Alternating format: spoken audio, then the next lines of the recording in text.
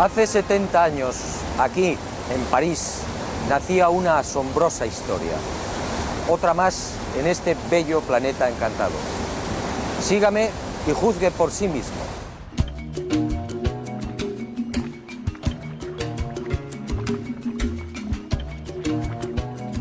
Al principio yo tampoco lo creí. Después, al investigar sobre el terreno, todo cambió. El hallazgo de los antropólogos franceses era cierto. Aquí en el corazón de Mali hace mucho tiempo sucedió algo que no tiene explicación racional. Unos seres desconocidos procedentes al parecer del espacio exterior establecieron contacto con una remota tribu.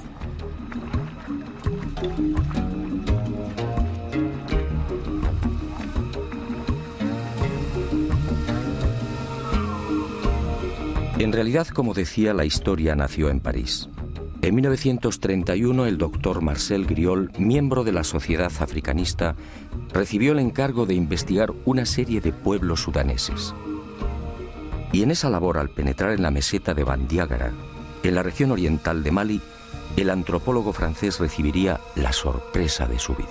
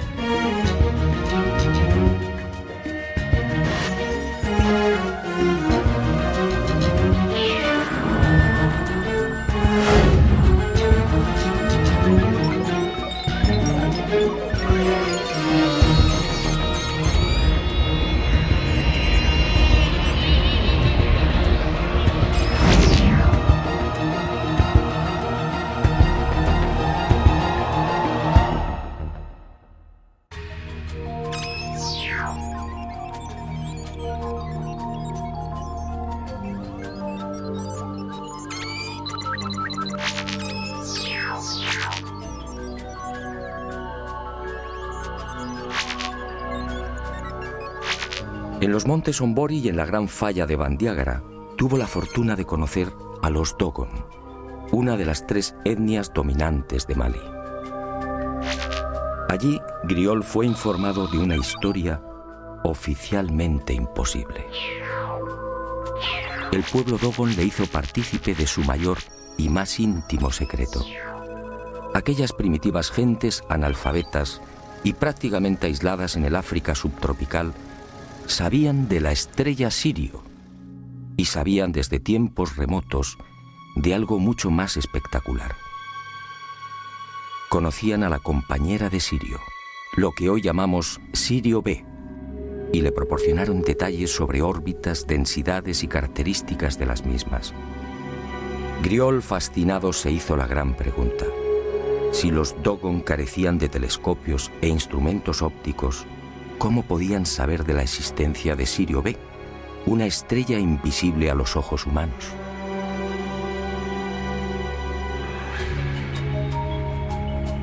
A su regreso a Francia, Marcel Griol indagó sobre Sirio. Los resultados lo confundieron definitivamente.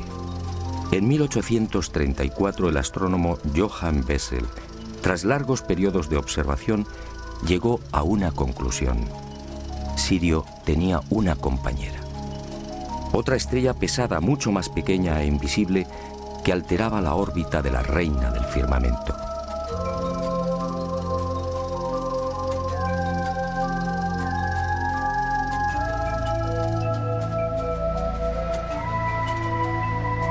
En 1862, el norteamericano Alvan Clark consiguió distinguir un débil punto luminoso allí donde había señalado Bessel y confirmó la existencia de un segundo astro, Sirio B. No se trataba, por tanto, de una estrella invisible, pero el brillo de Sirio A, de primera magnitud, eclipsaba prácticamente a la recién descubierta Sirio B. Después, a partir de 1915, llegaron otros descubrimientos. y se supo que Sirio B era una estrella increíblemente caliente, con una irradiación 3 veces superior a la de nuestro Sol. Y se conoció igualmente su diámetro, 42.000 kilómetros, es decir, apenas 3 veces el de la Tierra. Se calculó su órbita, unos 50 años para dar una vuelta completa alrededor de Sirio A. Pero lo más espectacular fue su densidad. Sirio B dispone de tal fuerza de gravedad que 1 metro cúbico de materia pesa 71.000 toneladas. Si un ser humano pudiera vivir en ella, su estatura no alcanzaría 1 centímetro. Todo un hermoso ejemplar de lo que en astronomía se denomina enana blanca.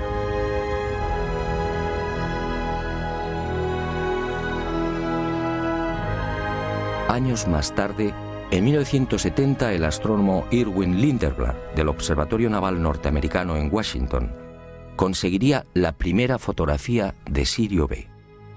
En ella, la enana blanca aparece como un tímido y casi insignificante punto blanco. A su lado, Sirio A, 10.000 veces más brillante.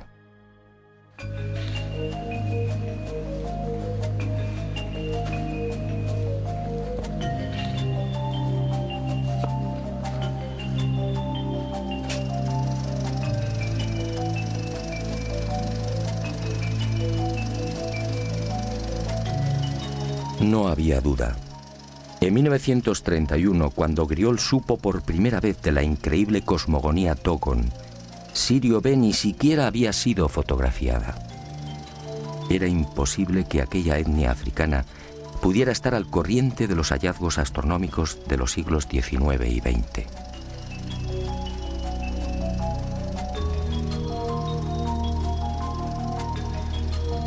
El impacto fue tal que en 1946 Griol regresó a Mali, esta vez acompañado por Germaine Dieterlen, etnóloga y secretaria de la Sociedad Africanista del Museo del Hombre de París. 4 años después, los investigadores franceses publicarían un dossier con sus averiguaciones. Aquel artículo, publicado en 1951 bajo el título Un sistema siriano en Sudán, pasó casi desapercibido.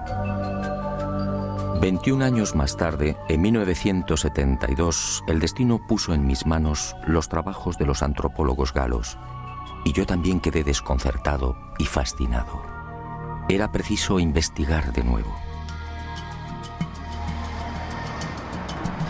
Era preciso viajar a Mali.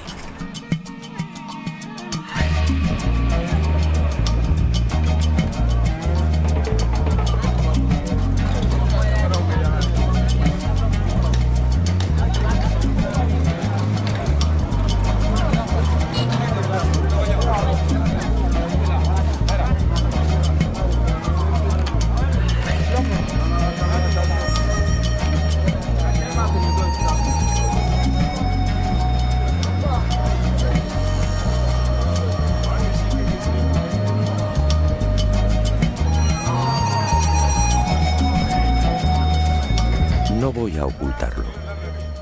En Mali muy pocos conocen el secreto de los Dogon. Al principio, nada más pisar la bulliciosa Bamako e iniciar las pesquisas, me sentí decepcionado.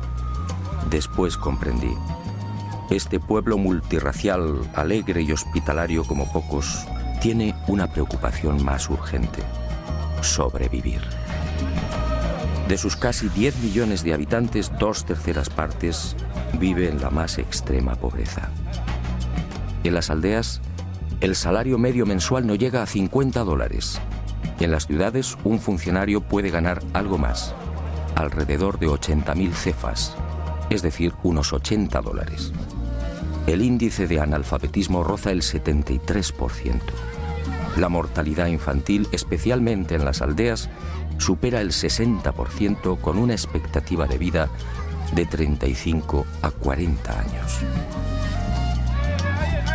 La malaria, tuberculosis, meningitis, infecciones intestinales y oculares, entre otras patologías, afectan al 80% de la población. El tracoma, por ejemplo, ha provocado miles de ciegos, algo que podría evitarse con unas simples gotas.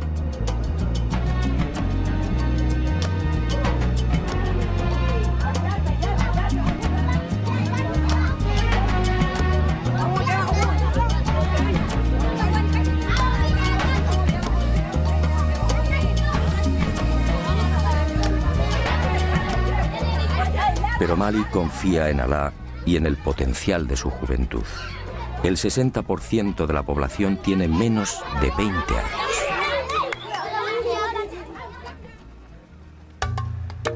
No había tiempo que perder. Nuestro objetivo, el país Dogon, situado al este de Mali, muy próximo a la frontera con Burkina Faso, se hallaba a 3 días de camino.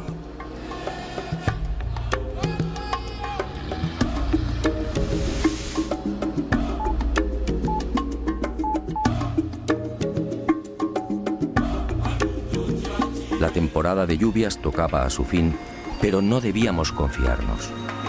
Los caminos, siempre difíciles en Mali, podían convertirse en torrenteras o cenagales de la noche a la mañana. No importaba. Como tampoco importó la dureza de las altas temperaturas, casi 40 grados Celsius al amanecer, o la humedad sofocante y estranguladora, con picos de un 90%. Ardía en deseos de llegar a la gran falla de Bandiagara e interrogar a los Dogon. Algo me decía que la historia narrada por Griol era solo una parte de la verdad. Y el destino, una vez más, fue benevolente con este aventurero. Nuestro singular objetivo exigía también un guía no menos especial y capacitado. Y en nuestro camino apareció Lassane Congo, un joven de la tribu de los Mosi, un veterano rastreador de leones en su país natal, Burkina Faso, un descendiente de guerreros que a los 4 años se sometió al Wui, la prueba del dolor, permitiendo que un cuchillo abriera su rostro.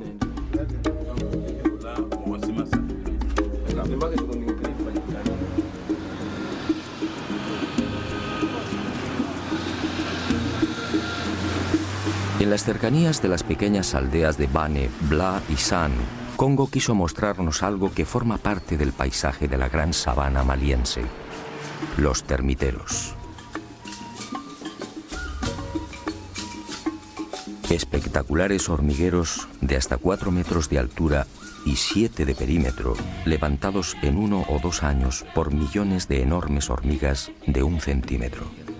Hormigas especialmente feroces, de cabeza roja, que deben ser decapitadas si hacen presa. Termiteros en los que todavía hoy son abandonados los bebés que han tenido la mala fortuna de nacer albinos.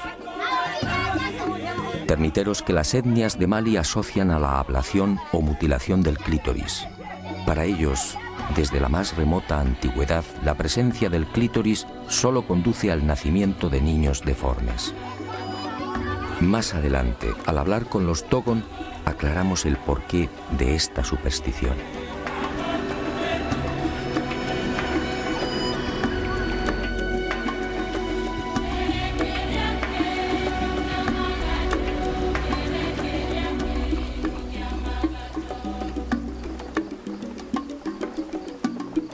Poco después, el territorio Bobo, otra etnia que suma 150.000 individuos.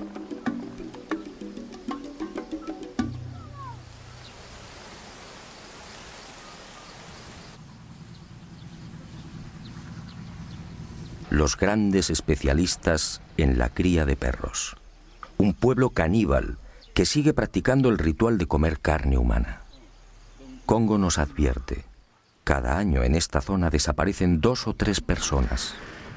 Todo el mundo sabe cuál es su destino. Madou Dembélé es el patriarca de Mbé-Dougou, un mísero puñado de chozas de barro y paja. Aquí, como en el resto de las aldeas de Mali, no existe agua corriente, teléfono o luz eléctrica. Dembélé tiene 4 mujeres, el máximo permitido por el Corán. Algunas no alcanzan los 20 años. En Mali el 95% de las mujeres están casadas. Entre los hombres, en cambio, ese porcentaje no llega al 67%. La desproporción se debe a la poligamia.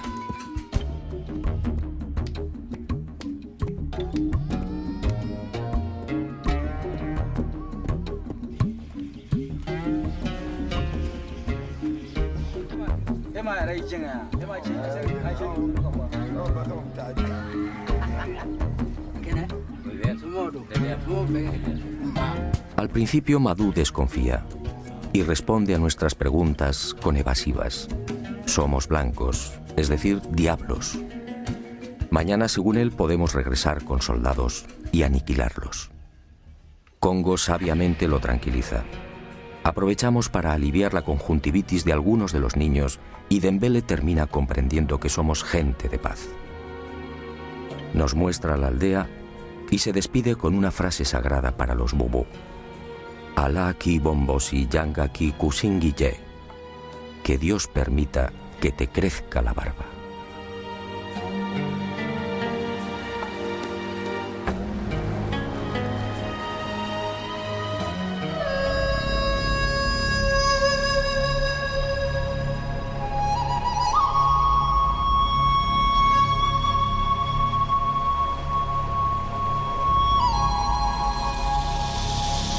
Y al fin, al atardecer, Ségou, una mediana ciudad asomada al Níger, en la que asistiríamos a un espectáculo inconcebible en el siglo XXI.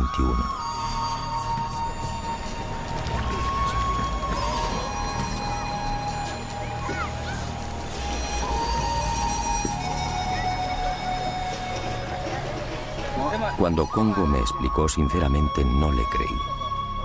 ¿Esclavos en el siglo XXI? Así era.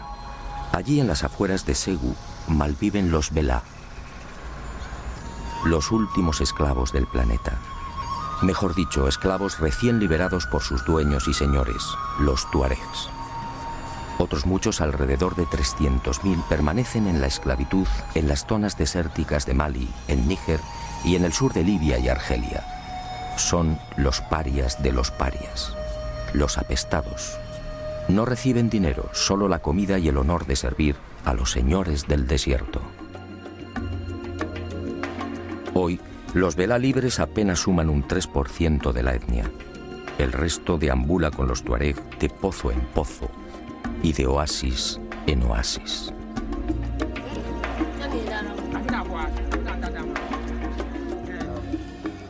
Al dejar atrás Ségou, no pude evitar un profundo sentimiento de tristeza.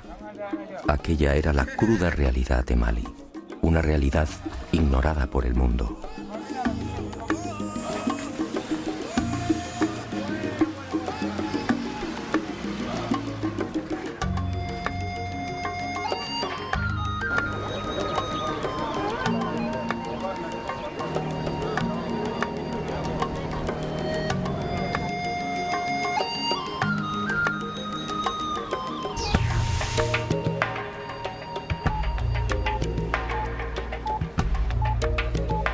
Pero la llegada a Yené, la ciudad más antigua del África subsahariana, me hizo olvidar de momento la angustiosa situación de los malienses.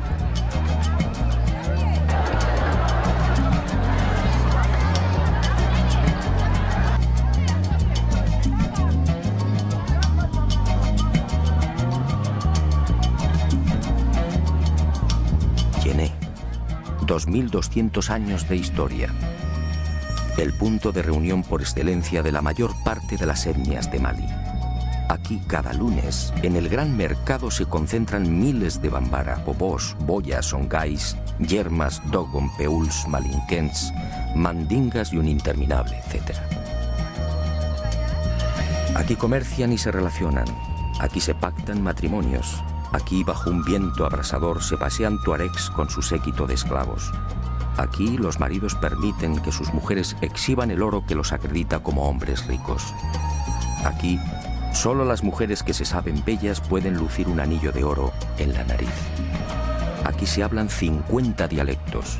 Aquí, en la ciudad que sirvió de inspiración a Julio Verne para su obra 5 semanas en globo, se alza la más famosa mezquita de la nación.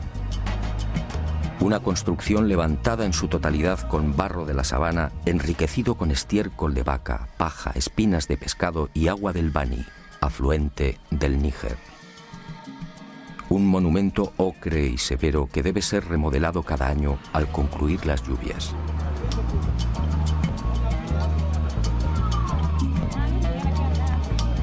Un templo al dios de los musulmanes al que no tienen acceso los infieles y que naturalmente dispone de 2 puertas, una para los ricos y otra para los pobres.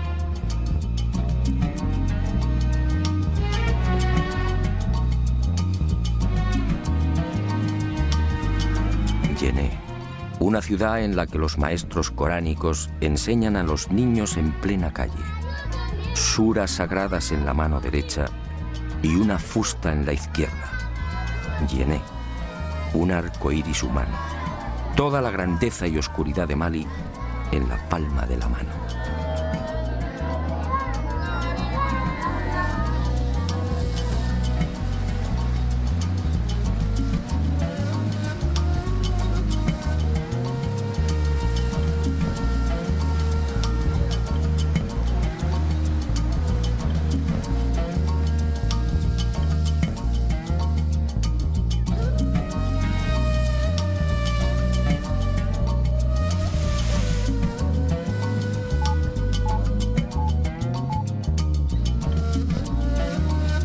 Finalmente nuestro objetivo, el país Dogon, un gigantesco acantilado de 200 kilómetros,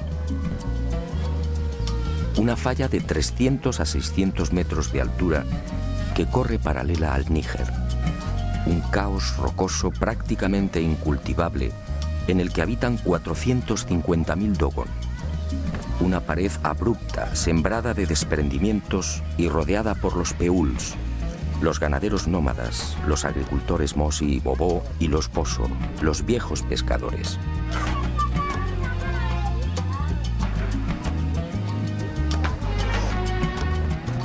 Un país en miniatura que disfruta de un especial microclima. Un país bendecido por las lluvias en el que crecen los majestuosos baobabs, las generosas ceibas y tamarindos, las serenas acacias y los lujuriosos mangos.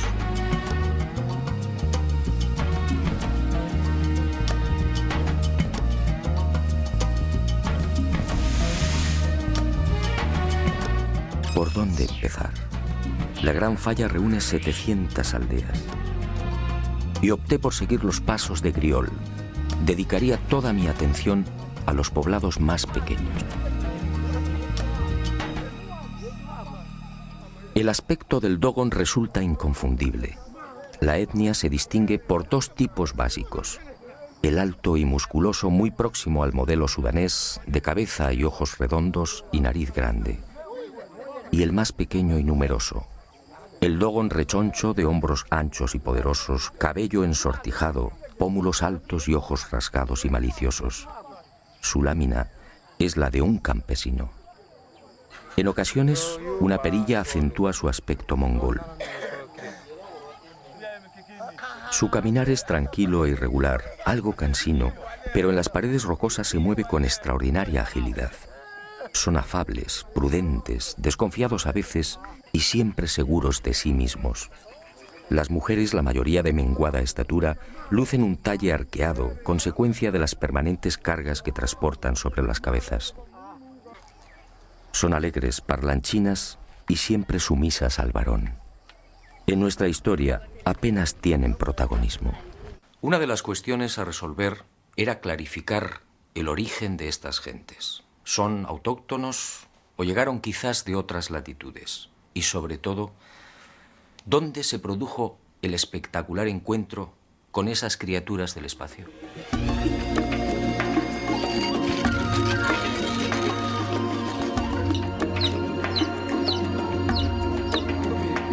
Historiadores y antropólogos no terminan de coincidir. Ni siquiera ellos, los Dogon, lo saben con certeza. La hipótesis más factible apunta hacia el antiguo reino de Ghana. Allí, hacia el año 1040, la invasión de los almorávides debió propiciar el éxodo de numerosas etnias animistas que no deseaban convertirse al Islam. Y los Dogon fue uno de los pueblos que terminó huyendo hacia el este. La huida debió registrarse entre los siglos XI y XII. En las antiguas leyendas Dogon se menciona siempre un enemigo a caballo que los expulsó de las tierras occidentales. Esto, en principio, fijaba el lugar y la posible fecha del encuentro con los seres del espacio en territorio de Mali y no más allá de los referidos siglos XI o XII. Lo que sí aparece con nitidez en la tradición Dogon, corroborado por las excavaciones e investigaciones arqueológicas, es que al llegar a la Gran Falla, los fugitivos encontraron el lugar habitado por otro pueblo, los Telen, unos pigmeos que se adornaban con pinturas rojas. Los Telen vivían en unas casas singulares construidas en las cornisas de los acantilados. Para acceder a ellas se servían de cuerdas que colgaban desde lo alto de la falla y que descendían a su vez hasta la sabana. Los Dogon terminaron expulsándolos y utilizaron las casas colgantes como tumbas y graneros.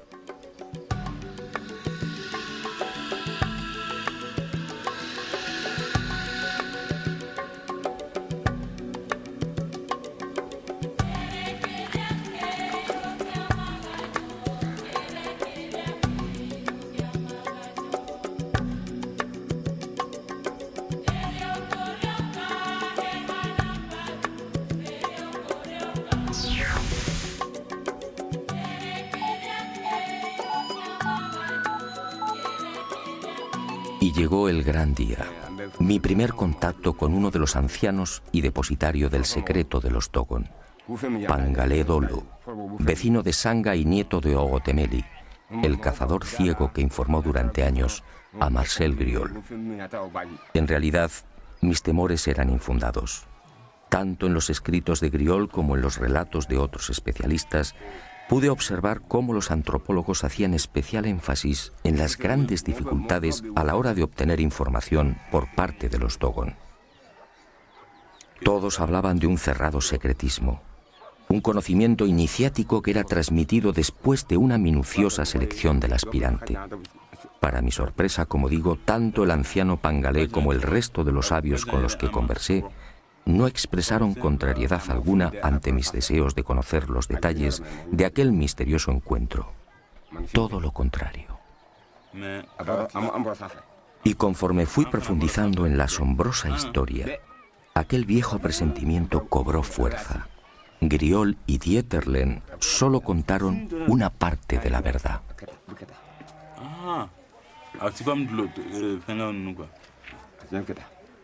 Que hace nos convía así. No es como los que eran convertidos.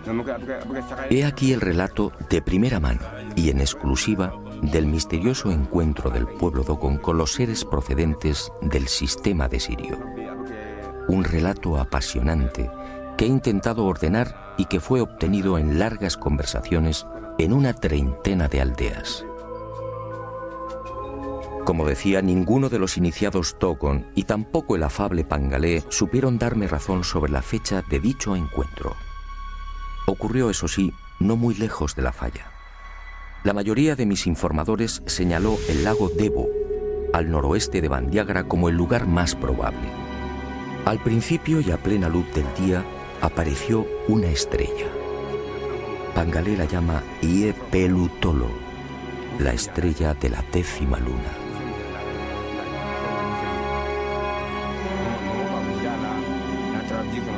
Y añaden que aquella estrella se hallaba rodeada de rayos rojos.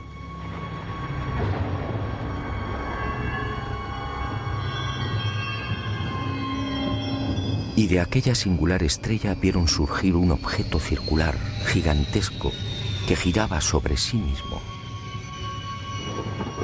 Pero al llegar al suelo, cambió de forma y se transformó en una especie de cesta con una base cuadrada y una abertura circular en lo alto. El arca, al posarse en la tierra del zorro, levantó una gran polvareda. Y los animales huyeron, y también los seres humanos.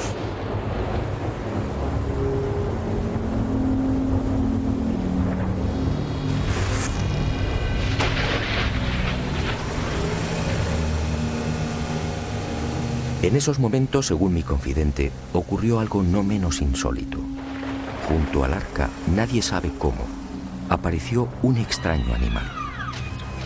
Sujetó el arca con cuerdas y la fue arrastrando hasta una hondonada. Después, las lluvias llenaron la depresión y el arca flotó como una enorme piragua. Y el caballo de metal desapareció entre las aguas. Después de 30 años en la investigación del fenómeno ovni, el testimonio de Pangalé resulta fácil de interpretar. Aquel pueblo hace 1000 años fue testigo de la aparición a plena luz del día de una nave que permaneció inmóvil sobre el lugar, lo que hoy llamamos nave nodriza o portadora. Así lo contaron y así lo dibujaron. Y de esa estrella de la 10ª luna surgió otro vehículo, algo muy común en los avistamientos ovni.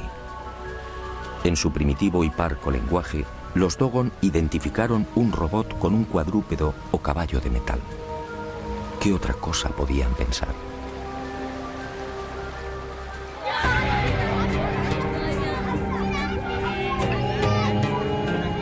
Pero la llegada del arca originó un primer problema. Según Pangalé, al descender a tierra, el fuego quemó plantas, animales y hombres. Ese fue el origen de los albinos, la primera voluntad de Dios al visitar la tierra. Por eso los albinos son criaturas especiales tocadas por la divinidad. Por eso los temen y repudian. Por eso los abandonan al pie de los termiteros nada más nacer.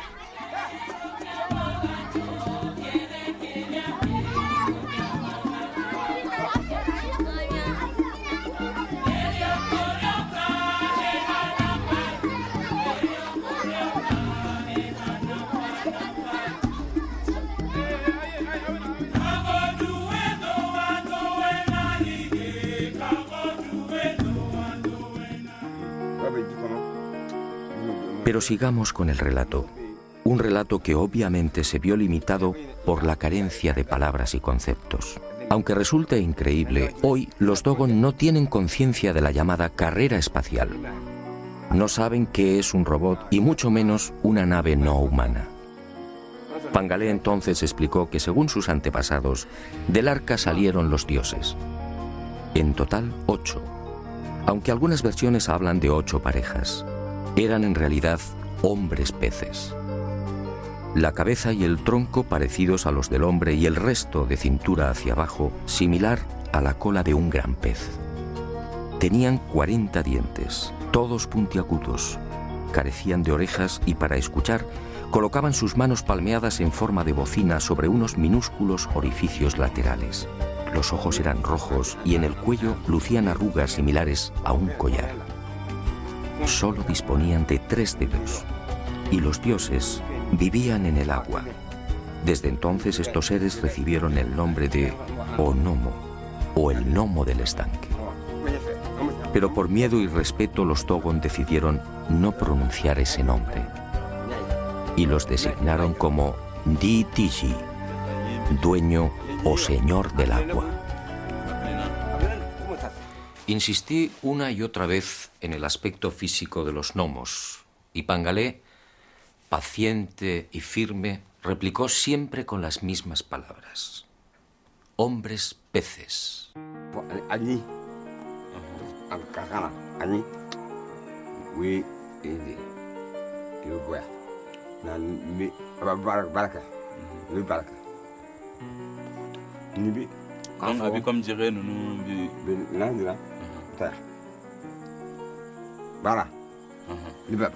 O sea, repite que respira los gnomos. Y señaló sus clavículas, indicando que los dioses justamente respiraban por ese lugar. Las clavículas son. Sí. También. Vi respiración que niña va bien niña. Niña. Vi fienta niña. Meñando. Mundi que. qué bo. Ya familia. Ya familia. Donc vi fienta niña. Abi bone. A lo largo de aquellos días, ganada la confianza de Pangalé, el anciano fue revelándome otros secretos. Así supe, por ejemplo, que los gnomos bajaron a la tierra para enseñar y de alguna manera evangelizar a los hombres. Convivieron con los Dogon y les mostraron cómo cultivar la sabana, cómo fabricar herramientas y cómo fundir metales.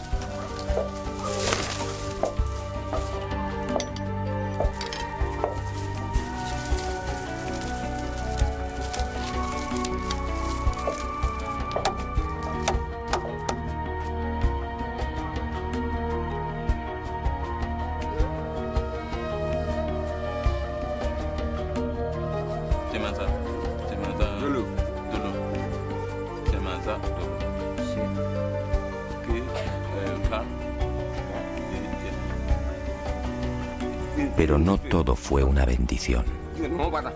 Según Pangalé y el resto de mis informadores, aquellos seres capturaban a los humanos y los mataban. Y lo hacían de una forma muy peculiar. Introducían una lengua bífida por la nariz de la víctima, extrayéndole la sangre.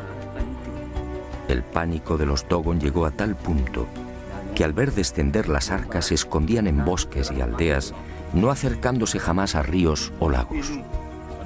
Extracción de sangre. Aquello me recordó otros sucesos similares acaecidos en nuestros días, pero con animales. Griol, en efecto, no había contado toda la verdad.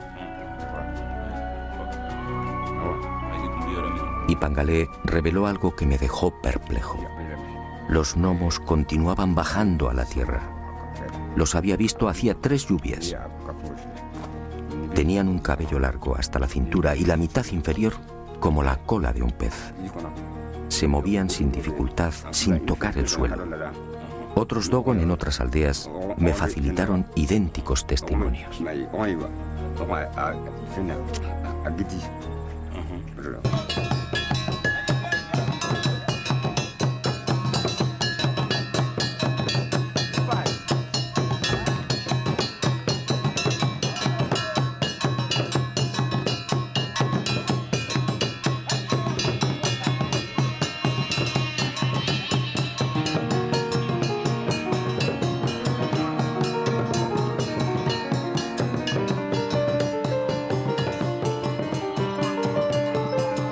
El encuentro con los hombres peces desembocaría en algo que ya había sucedido con otros pueblos. De aquel contacto nacería toda una liturgia y una nueva concepción de la vida. Y para celebrar la llegada de los gnomos, los Dogon establecieron una fiesta, el Sigi.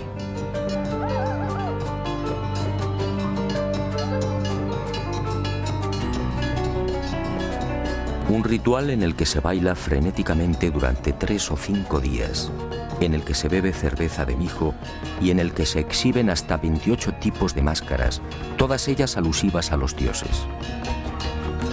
Algunas de hasta 3 metros de longitud representan los movimientos del arca en su descenso.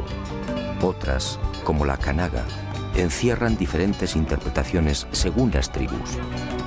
Para algunas recuerdan el signo que lucía el arca en su panza, un símbolo bien conocido en nuestros días por los investigadores de ovnis. Para otras, esa H es el vínculo que une a los vivos con los muertos.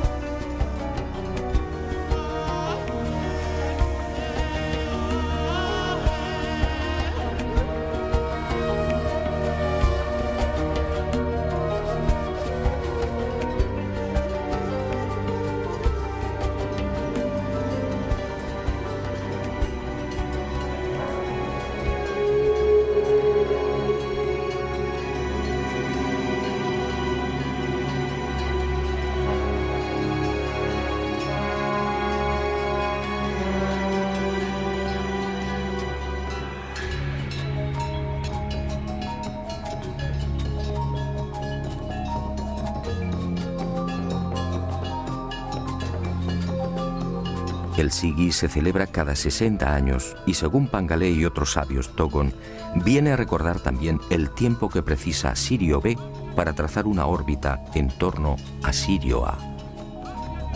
Una enseñanza recibida igualmente de los gnomos. Y en las secretas tradiciones Dogon se habla también de una tercera estrella que gira igualmente en torno a Sirio A. La llaman Emmeya, el sol de las mujeres. Lo increíble es que Emmeya, o Sirio C, fue descubierta por los astrónomos en 1995.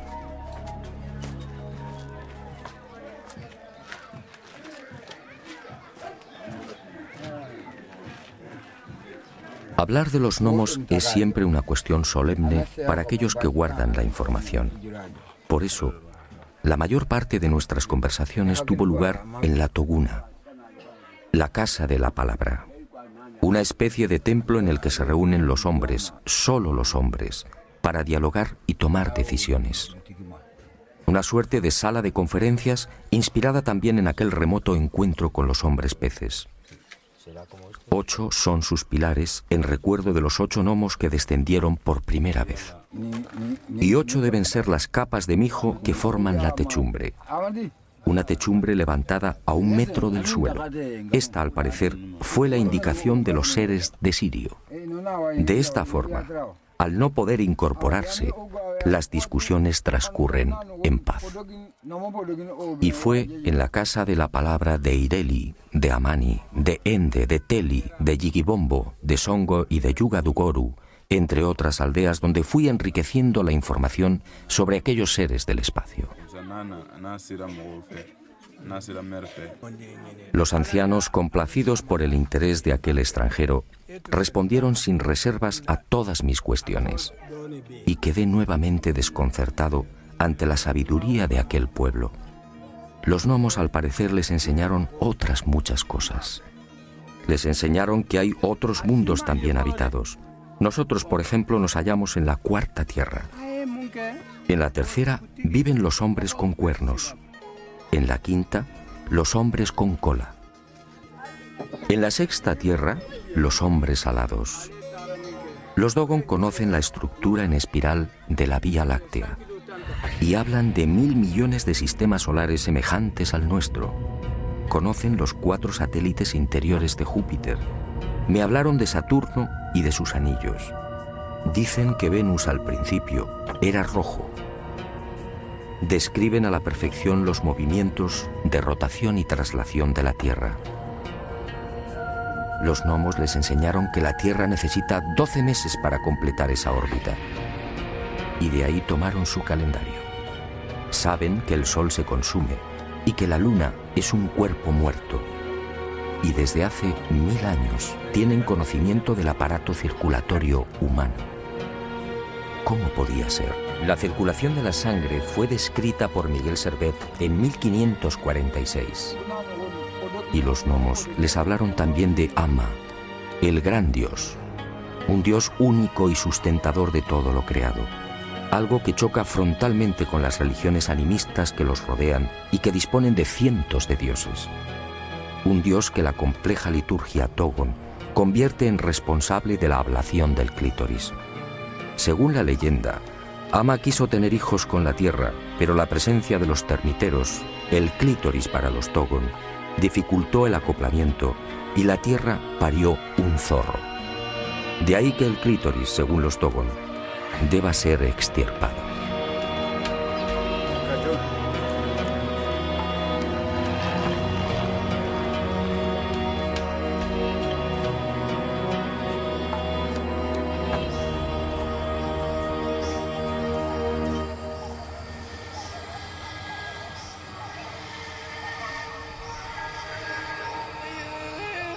Tras 2 horas de dura ascensión alcanzamos la cumbre del Sinaí Dogon.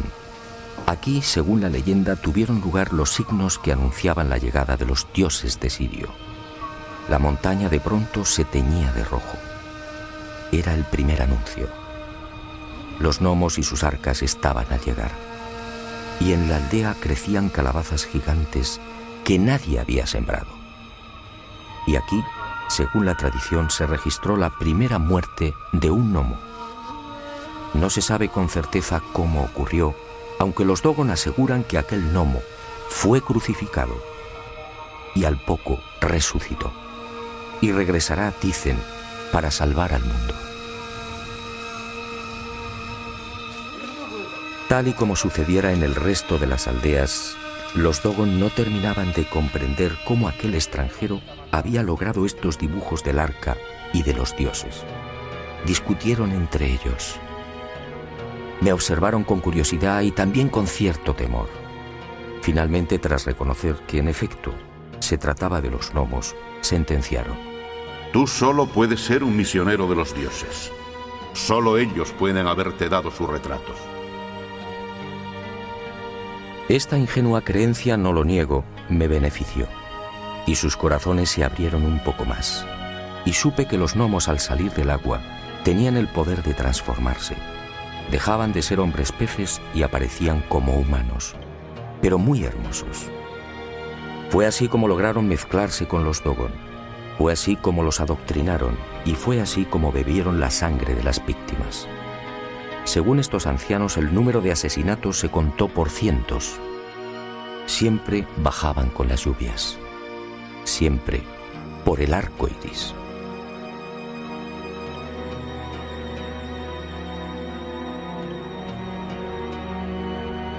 Y cuentan los iniciados que fueron los dioses quienes les enseñaron también a circuncidar. Y el pueblo Dogon escogió la aldea de Songo para este ceremonial sagrado.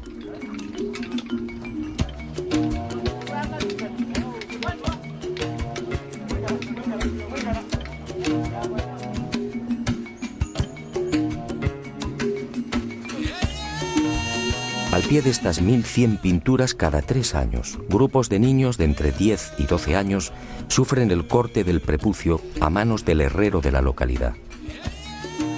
Las mujeres no pueden ver estas pinturas sagradas. De hacerlo morirían.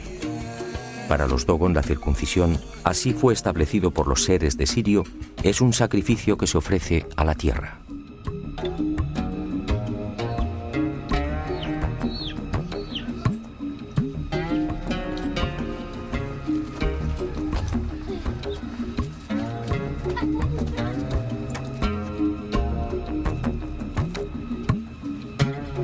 Nuestra visita al país Dogon no podía concluir sin una conversación con el hombre santo por excelencia, el Ogón, una mezcla de hechicero, médico y guía espiritual.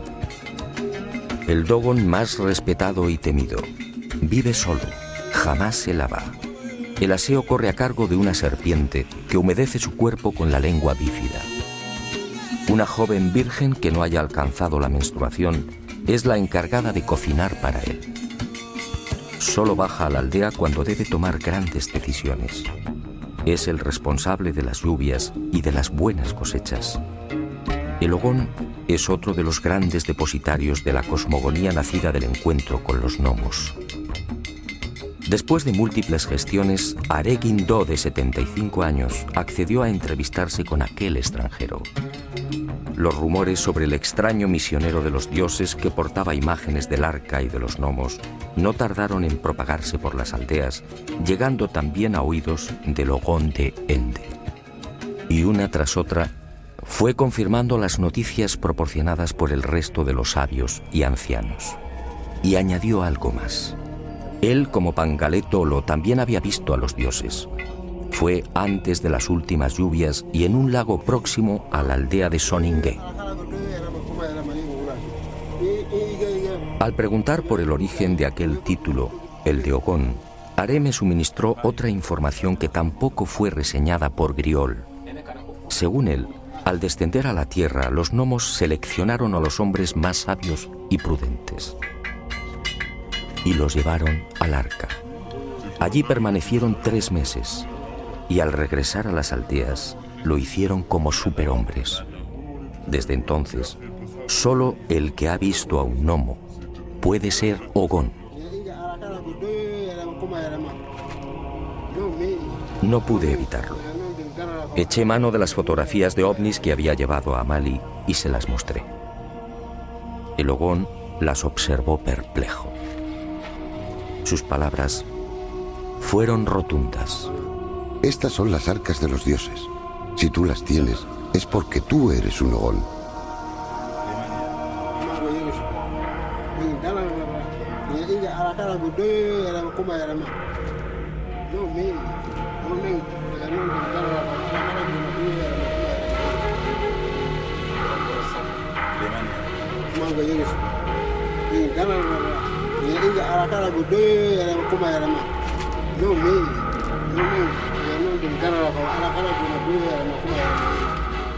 Ahora no tengo la menor duda. Hace aproximadamente 1000 años, aquí, en el corazón del país Dogon, unos seres anfibios que dijeron proceder del sistema de Sirio, descendieron y revelaron a los hombres una información imposible para su tiempo. y prometieron regresar. Eso, según los Dogon, ocurrirá cuando aparezca de nuevo la estrella de la 10ª luna.